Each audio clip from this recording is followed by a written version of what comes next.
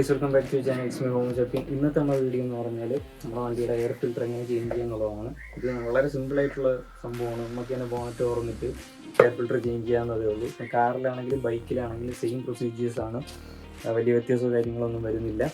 പിന്നെ air ഫിൽറ്റേഴ്സിൻ്റെ importance എന്താണെന്ന് പറഞ്ഞാൽ നമ്മുടെ വണ്ടിയിൽ മൈലേജ് കുറവായിട്ടോ അല്ലെങ്കിൽ കൂളിംഗ് കുറവായിട്ടോ ഒക്കെ ഫീൽ ചെയ്യുന്നുണ്ടെങ്കിൽ ആദ്യം നിങ്ങൾ ചെക്ക് ചെയ്യേണ്ട ഒരു കാര്യം എയർ ഫിൽറ്ററാണ്. അപ്പോൾ എയർ ഫിൽറ്റർ എത്രത്തോളം ക്ലീൻ ആയിരിക്കും, നീറ്റ് ആയിരിക്കും, അത്രത്തോളം പ്യുവർ എയർ നമ്മളെ വണ്ടിക്ക് കിട്ടും, അത്രത്തോളം മൈലേജും കൂളിങ്ങും കിട്ടും.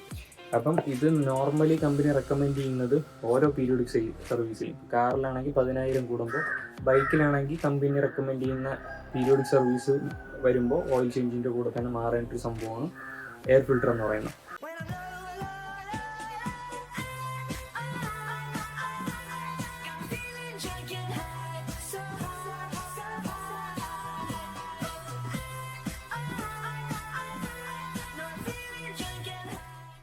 നമുക്കിപ്പോൾ എയർ ഫിൽറ്റർ ചേഞ്ച് ചെയ്യാനായിട്ട് ആദ്യം നമ്മൾ ബോണറ്റ് ഓപ്പൺ ചെയ്യണം. ബോണറ്റ് ഓപ്പൺ ചെയ്യാൻ വേണ്ടിയിട്ട് നിങ്ങൾക്ക് എല്ലാവർക്കും അറിയായിരിക്കും.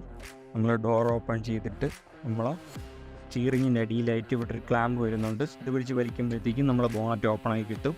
അപ്പോൾ നമ്മുടെ ബോണറ്റ് ഓപ്പൺ ആക്കാൻ വേണ്ടിയിട്ട് ബോണറ്റിൻ്റെ താഴെ ഒരു ക്ലിപ്പ് വരുന്നുണ്ട്. അത് ലെഫ്റ്റിലോട്ട് പുഷ് ചെയ്തിട്ട് ഇതാണ് നമ്മുടെ എൻജിൻ ബേ.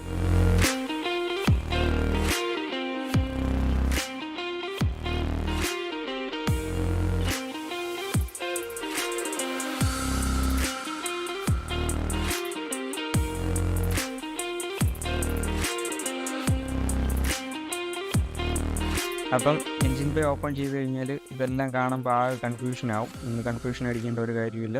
ഈ ഒരു സാധനമാണ് എയർ ഫിൽറ്റർ എന്ന് പറയുന്നത്. ഒട്ടുമിക്ക എല്ലാ വണ്ടികളിലും ഈ ഒരു രീതിയിൽ തന്നെയായിരിക്കും എയർ ഫിൽറ്റർ. പിന്നെ ബൈക്കുകളിൽ വ്യത്യാസം വരും. അപ്പോൾ ഇത് നമുക്ക് ഓപ്പൺ ചെയ്യണം. പഴയതെടുത്തിട്ട് നമുക്ക് പഴയതിൻ്റെ അവസ്ഥ എന്താണ്, പുതിയതിൻ്റെ അവസ്ഥ എന്താണെന്നുള്ളത് നോക്കാം. ഇതാണ് നമ്മൾ പുതിയ എയർ ഫിൽറ്റർ എന്ന് പറയുന്നത്. ഹുണ്ടായിയുടെ അന്ന ജെനുവിൻ പാർട്സ് ആണ്. ഇതിന് വെറും ഒരു 300 രൂപയൊക്കെ വില വരുന്നുള്ളൂ. അപ്പോൾ ഇതാണ് ഇതിൻ്റെ ഒരു കളറെന്ന് പറയുന്നത്. എയർ ഫിൽറ്ററിൻ്റെ കളർ ഒരു വൈറ്റ് കളർ, ഒരു ഷാഡോ വൈറ്റ് എന്ന് വേണമെങ്കിൽ പറയാം. ഇനി നമുക്ക് ഇതിലിരിക്കുന്ന ഓൾറെഡി ഇതിൽ യൂസ് ചെയ്തുകൊണ്ടിരിക്കുന്ന 10,000 കിലോമീറ്ററായിട്ട് യൂസ് ചെയ്തുകൊണ്ടിരിക്കുന്ന എയർ ഫിൽറ്റർ നോക്കാം. അപ്പോൾ അത് എയർ ഫിൽറ്റർ പുറത്തെടുക്കാൻ വേണ്ടിയിട്ട് ആദ്യം ഇവിടെ 2 ക്ലിപ്പുണ്ട്. ഓരോ വണ്ടിയിലും വ്യത്യാസമായിരിക്കും. ക്ലിപ്പ് ഓപ്പൺ ചെയ്തിട്ട് ചെറുതായിട്ട് ഈ ഒരു ബോക്സ് സ്ലൈഡ് ചെയ്ത് കഴിഞ്ഞാൽ ഇങ്ങനെ ഓപ്പൺ ചെയ്താൽ നമ്മുടെ പഴയ എയർ ഫിൽറ്റർ അതിൻ്റെ ഉള്ളിൽ കിട്ടും. ഇതാണ് നമ്മുടെ പഴയ എയർ ഫിൽറ്ററിൻ്റെ കോലം. ഒരു രക്ഷയില്ല, നല്ല രീതിയിലുള്ള വ്യത്യാസമുണ്ട്. ഇതൊരു ഗ്രേ കളറും ഇതൊരു വൈറ്റ് കളറും പോലെ ഇരിക്കുവാണ്.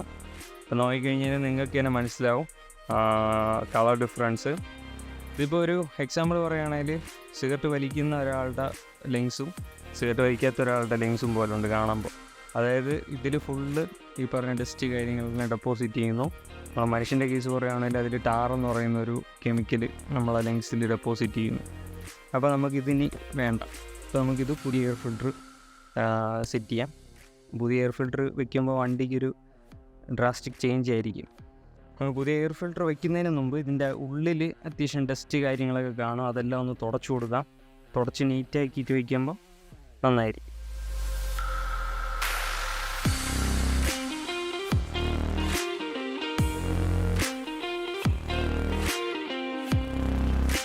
അപ്പോൾ ഇവിടെ നിങ്ങൾക്ക് നോക്കിക്കഴിഞ്ഞാൽ അറിയാൻ പറ്റും, ഇവിടെ ഒരു ഹോളുണ്ട്. ഈ ഹോളിൽ നിന്നാണ് എയർ ഇൻടേക്ക് വരുന്നത്. എന്നിട്ട് അടിയിൽ നിന്ന് വരുന്ന എയർ ഫിൽറ്റർ ചെയ്ത് മേളിലോട്ട് പമ്പ് ചെയ്ത് ഇതുവഴി കയറി ഒന്ന് പോവുകയാണ്. അപ്പോൾ അത് നമുക്ക് തുടച്ചിട്ട് അതുകൊണ്ട് ഇത്രത്തോളം ഡസ്റ്റ് കാര്യങ്ങളൊക്കെ ഇതിലുണ്ട്. അപ്പോൾ അത് മാക്സിമം തുടച്ചിട്ട് നമുക്ക് പുതിയ എയർ ഫിൽറ്റർ വയ്ക്കാം. ഫിൽറ്റർ നോക്കിക്കഴിഞ്ഞാൽ ഇവിടെ ഹുണ്ടായിയുടെയും കിയയുടെയും ലേബലുണ്ട്. ആക്ച്വലി നമ്മുടെ KTM-ഉം സ്വർണ്ണയൊക്കെ ഒരു ബ്രാൻഡിൻ്റെ, ഒരു മദർ ബ്രാൻഡിൻ്റെ അണ്ടറിൽ വരുന്നത് പോലെ ഹുണ്ടായും കിയെല്ലാം ഒരു മദർ ബ്രാൻഡിൻ്റെ അണ്ടറിൽ വരുന്നതാണ്. ഓൾമോസ്റ്റ് പാർട്സൊക്കെ സെയിം ആയിരിക്കും. അപ്പോൾ നമുക്ക് പുതിയ എയർ ഫിൽറ്റർ വെച്ച് കൊടുക്കാം. സെറ്റായി. ഈ ഒരു ക്ലിപ്പ് സ്ലൈഡ് ചെയ്ത് പ്രസ് ചെയ്ത് വെച്ചുകൊണ്ട് ഈ 2 ക്ലിപ്പുകൾ ഇടുക. ഓക്കെ, പരിപാടി കഴിഞ്ഞു. മെയിനായിട്ട് ഈ ഒരു ആഫ്റ്റർ മാർക്കറ്റ് ഫിൽറ്റേഴ്സ് റെക്കമെൻഡ് ചെയ്യുന്നത് നമ്മുടെ പ്രൊജക്ട് കാറുകൾ അല്ലെങ്കിൽ അങ്ങനെയൊക്കെയുള്ള കാറിൽ അല്ലെങ്കിൽ ഈ സ്ലാക്കിലൊക്കെ യൂസ് ചെയ്യുന്ന വണ്ടികളും അതിലൊക്കെയാണ് നമ്മൾ, അതായത് നമുക്ക് പവർ മാത്രം മതി, മെയിൻ്റെനൻസിനെ കുറിച്ചൊന്നും ചിന്തിക്കുക വേണ്ട എന്നുള്ള ആൾക്കാർക്കാണെങ്കിൽ ഈ പറഞ്ഞ ആഫ്റ്റർ മാർക്കറ്റ് ഫിൽറ്റേഴ്സ് യൂസ് ചെയ്യാം. അല്ല നമ്മളെപ്പോലെ നോർമൽ ലൈഫ് സ്റ്റൈൽ അല്ലെങ്കിൽ നമ്മളൊരു ഫാമിലി കാറായിട്ടൊക്കെ യൂസ് ചെയ്യുന്നവരാണെങ്കിൽ ഗോ ഫോർ സ്റ്റോപ്സ്. ഞാൻ അതേ പറയുള്ളൂ. ഞാൻ സ്റ്റോപ്പ് തന്നെയാണ് ഉപയോഗിക്കുന്നത്. ഇപ്പോൾ RC-യിലായിരുന്നെങ്കിൽ ഞാൻ അത് തന്നെയാണ് ഉപയോഗിച്ചുകൊണ്ടിരുന്നത്. അപ്പോൾ ഇന്നത്തെ വീഡിയോ ഇത്രയേ ഉള്ളൂ. അപ്പോൾ കുറച്ചൊക്കെ ഇൻഫർമേഷൻ കിട്ടിയെന്ന് വിശ്വസിക്കുന്നു. വീഡിയോ ഇഷ്ടപ്പെട്ടാൽ തീർച്ചയായിട്ടും ലൈക്ക് ചെയ്യുക, ഷെയർ ചെയ്യുക, സബ്സ്ക്രൈബ് ചെയ്യുക. പിന്നെ നിങ്ങൾക്ക് ഇതേപോലുള്ള ബേസിക് കാര്യങ്ങൾ, കാരണം വണ്ടി കൊണ്ട് നടക്കുന്നതിൽ സ്വന്തം പോകുന്ന ആൾക്കാർക്ക് അറിഞ്ഞിടാത്ത ഒരുപാട് ബേസിക് കാര്യങ്ങളുണ്ട്. അപ്പോൾ ഇതെല്ലാം വീഡിയോ ചെയ്യണമെങ്കിൽ തീർച്ചയായിട്ടും കമൻ്റായിട്ട് അറിയിക്കുക. അപ്പോൾ ഓരോ ടോപ്പിക് വൈസ് അത്. അപ്പോൾ ഇന്നത്തെ വീഡിയോ ഇത്രയേ ഉള്ളൂ. അപ്പോൾ station bike it's know all.